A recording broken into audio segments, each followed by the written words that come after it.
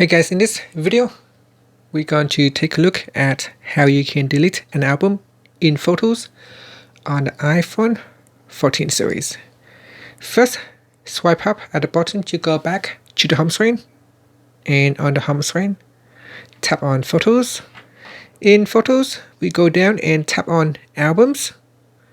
Now touch and hold on an album that you would like to delete. So for example, I want to delete this test folder. Next, tap on the delete album button or the item from the menu.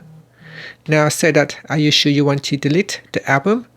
The photos will not be deleted. It will only delete the album. So tap on delete album and that's it.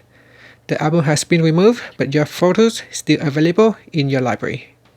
Finally, you can swipe up to go back to the home screen. Thank you for watching this video. Please subscribe to my channel for more videos.